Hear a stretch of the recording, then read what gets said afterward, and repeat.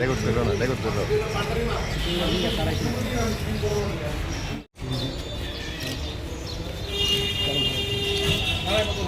হ্যাঁ, সামনে আয়। আরে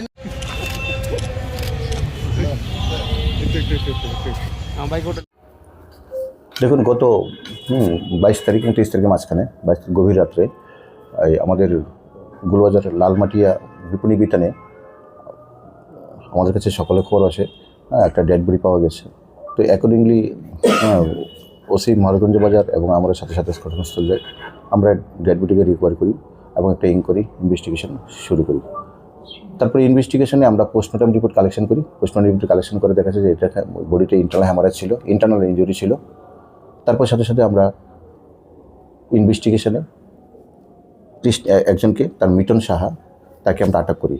যে ডেড বডি ডিসিজড ছিল কৃষ্ণ ভট্টাচার্য অ্যালেস চন্দন, ওর বাড়ি প্রতাপগড় এলাকাতে। এরপরে ঘটনার ভিত্তিতে ডিউরিং ইনভেস্টিগেশন আমরা একজনকে আটক করেছি। ওর নাম হলো মিটন সাহা অ্যালেস মন। তারাও অ্যাকচুয়ালি বাড়িঘর থেকে তারা টোটালি ছিল, রাস্তাগুলি ভোগ করেছিল এবং দিনের বেলা তারা জোগালি কাজ করতো। রাতের বেলায় তাদের বাড়িঘরে যেতে পারতো না, অ্যাকচুয়ালি তারা মদবস্থায় থাকতো।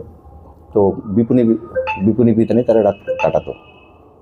তো তারা অ্যাকচুয়ালি তাদের মধ্যে যে আমরা যাকে আটক করেছি ওর মধ্যে আমরা একটা চোখের মধ্যে একটা ইনজুরি মার্ক দেখেছিলাম, লাল চোখের মার্ক। তো ওইটার ভিত্তিতে তাকে আমরা আটক করেছি।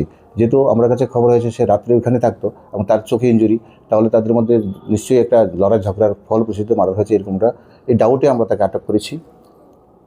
তাকে ফরওয়ার্ড করে আমরা 4 দিনের রিমান্ডে এনেছি। ডিউরিং রিমান্ড আমরা তাকে স্ট্রংলি ইন্টারোগেশন করেছি।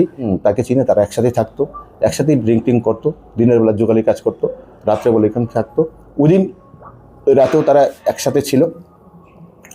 তো নিজেদের মধ্যে একটা বিষয় নিয়ে তাদের মধ্যে ঝগড়াঝাটি হয়, ঝগড়া বলে তাদের মধ্যে মারামারি হয়। ফাইনালি ওর কাছে একটা, যে তারা জোগালি কাজ করতো, ওর কাছে একটা কোদাল ছিল। তো ওই কোদাল পেছন দিয়ে তারা আঘাত করেছে। সেই আঘাতের বলে অ্যাবডোমিনালে ইনজুরি হয়। এবং তোর কথা এবং যে পোস্টমর্টমের রিপোর্টের যে আমাদের রিপোর্টটি টোটালি মিলে গেছে। এবং গতকালকে তার যে আমাদের কাছে স্বীকারোক্তি দিয়েছে, এই স্বীকারোক্তির মাধ্যমে আমরা গতকাল এক্সিকিউটিভ ম্যাজিস্ট্রেট ডেকেছি 2জন ইন্ডিপেন্ডেন্ট উইটনেসের সামনে।